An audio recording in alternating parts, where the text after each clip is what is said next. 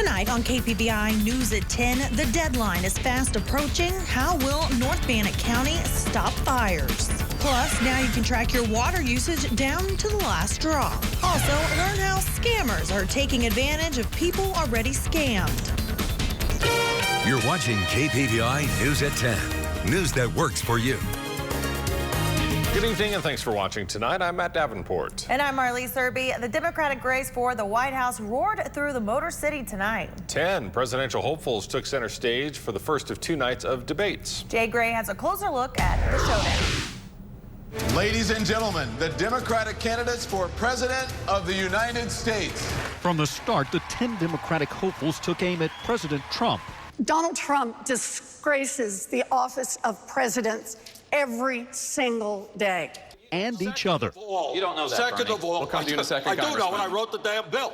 Much of the focus on the 2 progressive senators standing at the center of the stage. The other candidates labeling them out of touch and unelectable. Folks, we have a choice. We can go down the road that Senator Sanders and Senator Warren want to take us with bad policies like Medicare for all, free everything, and impossible promises. But the frontrunners on night 1 stood their ground. You know, I don't understand why anybody goes to all the trouble of running for president of the United States just to talk about what we really can't do and shouldn't fight for. The back and forth continued over health care, immigration, gun control, the climate, and other hot-button issues, the only topic all 10 seemed to agree on. Anyone on this stage tonight or tomorrow night would be a far better president. I promise no matter who our candidate is, I will work my heart out to beat Donald Trump. But right now, the debate continues over just who that candidate will be. Jay Gray, NBC News, Detroit. The candidates on stage tomorrow include former Vice President Joe Biden, leading by double digits in most polls, and Senator Kamala Harris.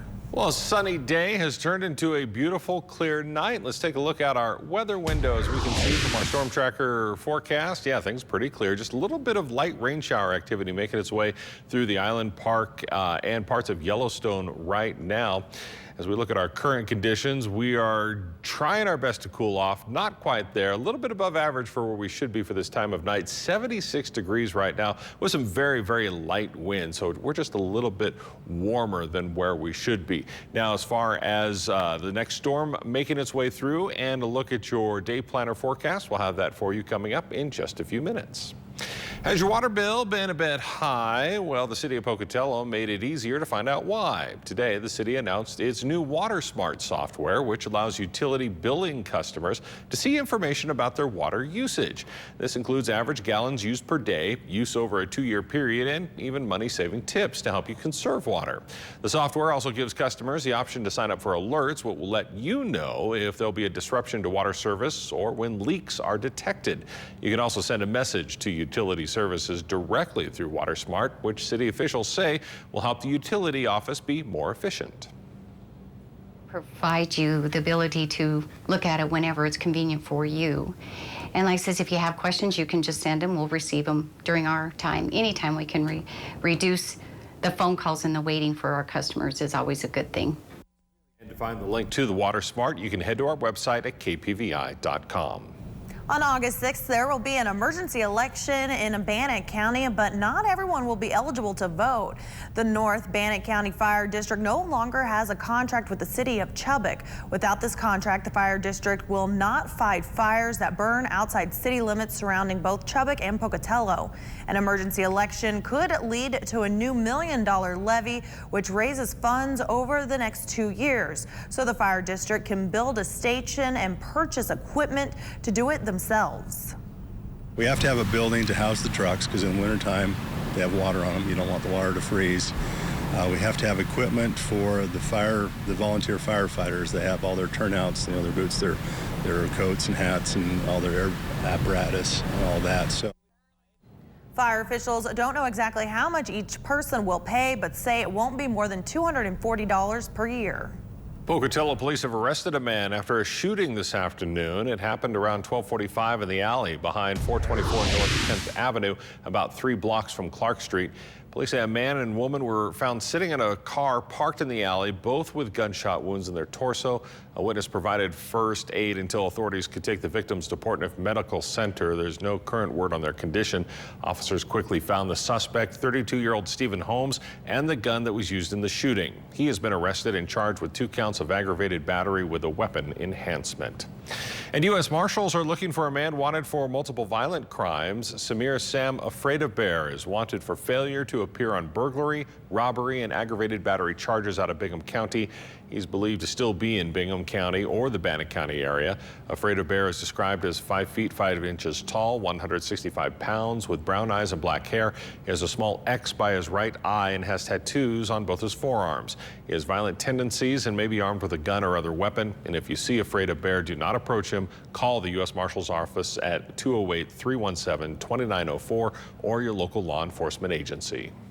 Eastern Idaho Regional Medical Center was recently re-verified as a Level 2 trauma center. KPVI News That Works for You journalist Zane Hopen spoke with officials who hope more people learn about the healthcare resources they provide locally. Trauma is the leading cause of death for people until they reach age 44. Eastern Idaho Regional Medical Center recently became re-verified as a Level 2 trauma center, one of 3 in the state of Idaho. We want to make sure that our staff and our physicians understand what the standard of care is across the nation and that we meet that so that we optimize that outcome for them. And for ERMAC, summertime is peak trauma season. Most of the hospital's trauma-caused injuries come from outdoor activities, with top 5 most common being falling, motor vehicle accidents, ATV riding, motorcycling, and horseback riding. But one obstacle ERMAC faces is making sure people know these resources are available. Sometimes it's just a lack of education and they don't know what we provide exactly. I've had phone calls from Twin Falls saying, hey, I didn't know you guys had a PICU. Do you really have a PICU? And I'm like, absolutely, we have a PICU, and we've had a PICU for a couple of years. The hospital says they're doing outreach to make sure their services are more known and to save people from having to travel out of state for services they may not have to. One way they've helped people reduce travel for care is by adding their burn center, which has already saved many patients time and money. Having the burn center added in has affected our exposure, so we're getting patients from farther out in Montana and Wyoming, places that wouldn't typically have come here because they would just overfly us. Providing help to the locals as well as the region. The verification process is not required, but ERMAC hopes it will help staff members keep the standard in mind. More people could know what's in your wallet if you're a member of one of the nation's largest credit card companies. What went wrong coming up? First, let's take a look at your day planner for Wednesday. Not too bad, just cloudy conditions in the morning, about 68 degrees, so we're not really going to cool off a whole lot. We'll begin to heat up in the afternoon with more clouds moving in, 84 by lunchtime. And then in the evening, clouds and 88. Now, how will the rest of your Wednesday and even Thursday look?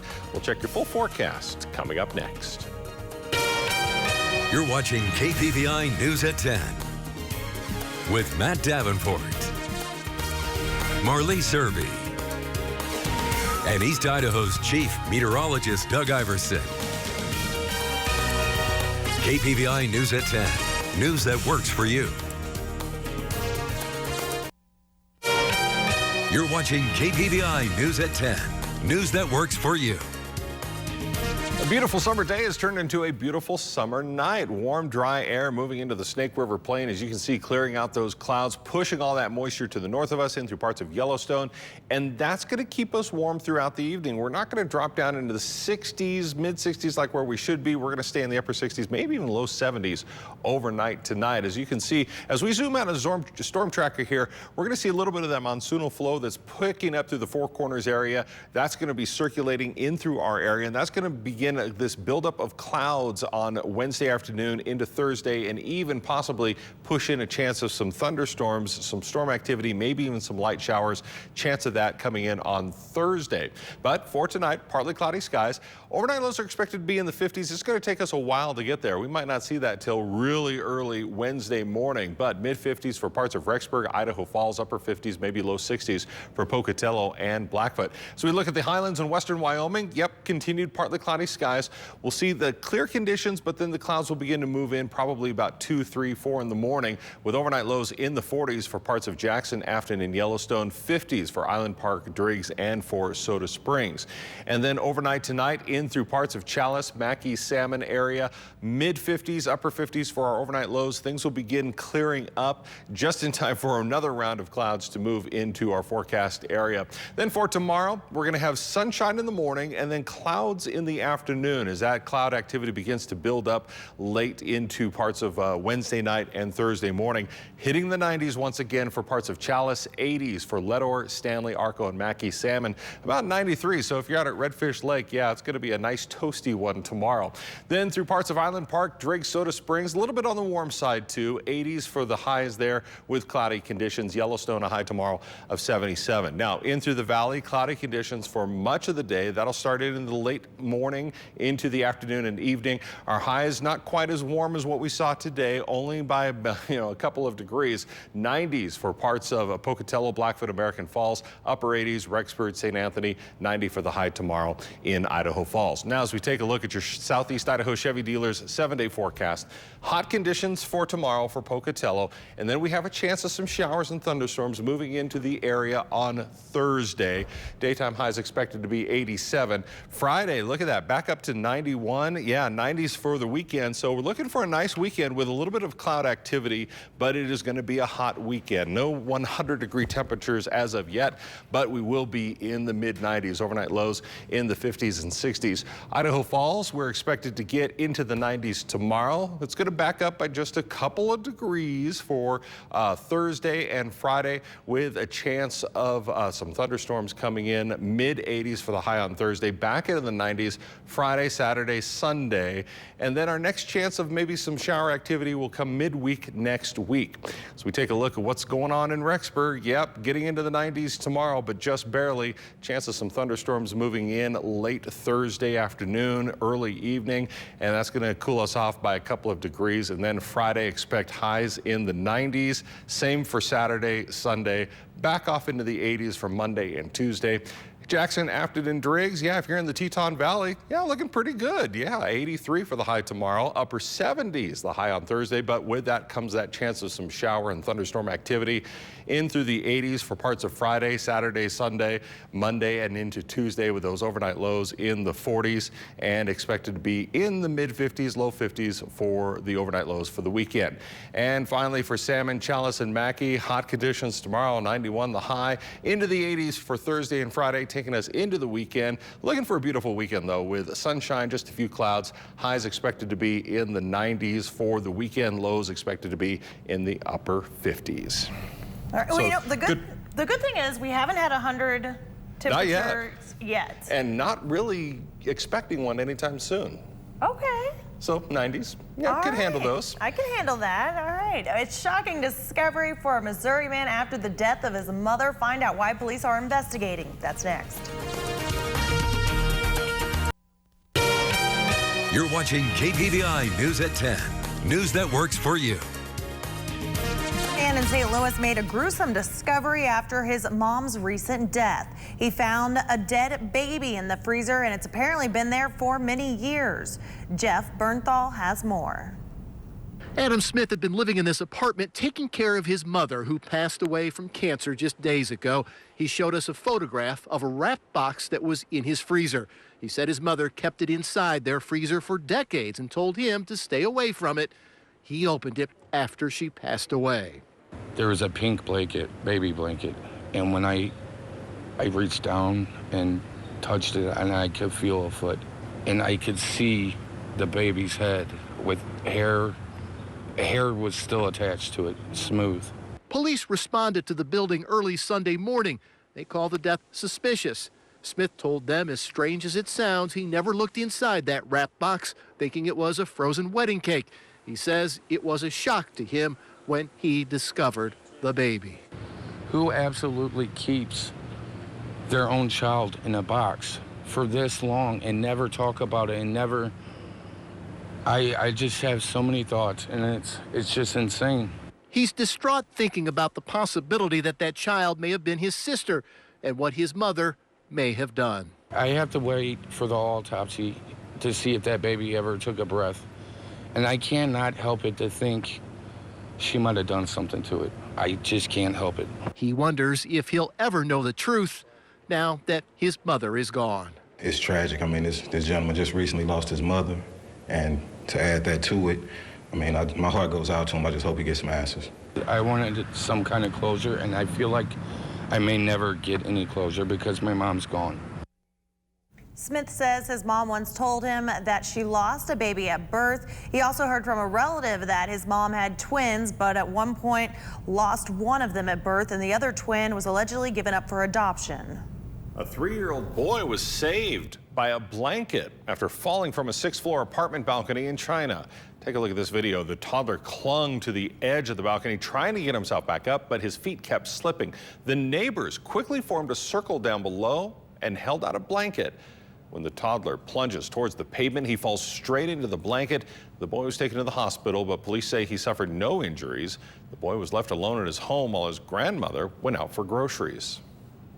An old Beatles song by the greatest band ever, Can't Buy Me Love, and that's because a modern day dilemma for millennials. More details next. You're watching KPVI News at 10. News that works for you. Capital One is apologizing to consumers after a hacker compromised the personal information of 106 million people. The case is among the largest security breaches of an American financial institute ever. Sarah Dolph has the story. Capital One working to notify more than 100 million credit card applicants in the U.S. and Canada whose personal information may have been exposed in the latest massive data breach. This is the 8th largest data breach in terms of sheer number of accounts compromised. 33-year-old Paige A. Thompson, a former software engineer, is in federal custody, charged with computer fraud and abuse, after authorities say she accessed the data through a server rented by Capital One, then posted about it online. But I think what's interesting about this breach is that it's really more of a warning shot than anything else. Fortunately, it sounds like the alleged perpetrator was caught early enough that no data was actually sold on the black market. That information mostly comes from people and small businesses who applied for credit cards in the past 14 years and includes names, addresses, phone numbers, birth dates, and portions of credit histories, along with 140,000 Social Security numbers and 80,000 bank account numbers.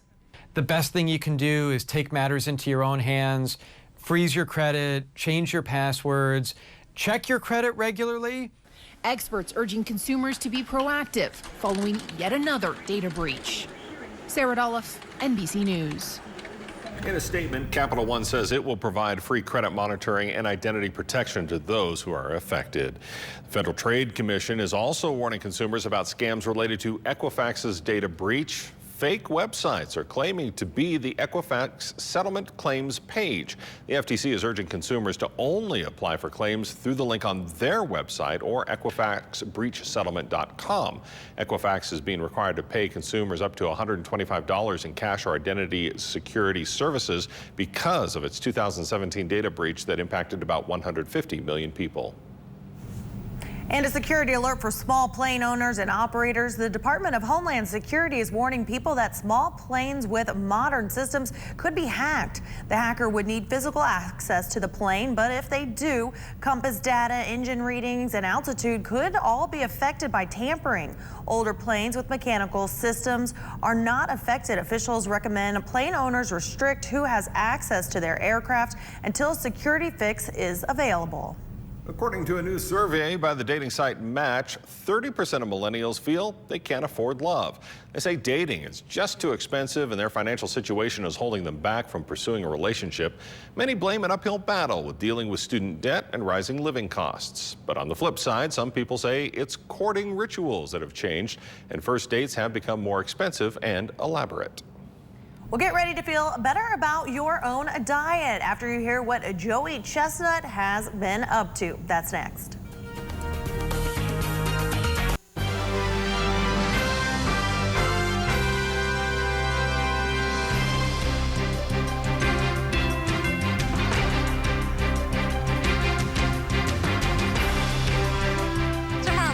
KPVI News today, will a local volunteer fire department continue to operate? And I'll be tracking a cloudier, but still a pretty hot day out there with temperatures once again in those 90s.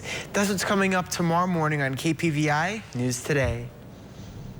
A hot dog eating champ proved his stomach can handle enough sodium to kill an elephant after eating over 400 wings at a mall in Georgia. My personal hero, Joey Jaws Chestnut, pushed himself to the limit yesterday in honor of National Chicken Wing Day.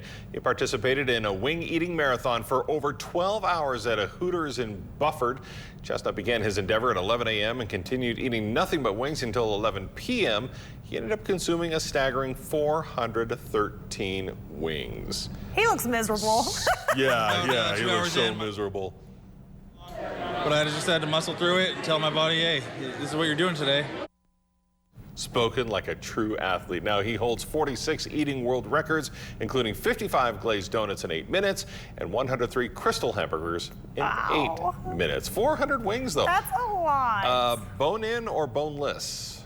Which do you prefer? Bone-in. Okay, I'm kind of a boneless person. I think it's just not enough. I mean, it's like you're just a little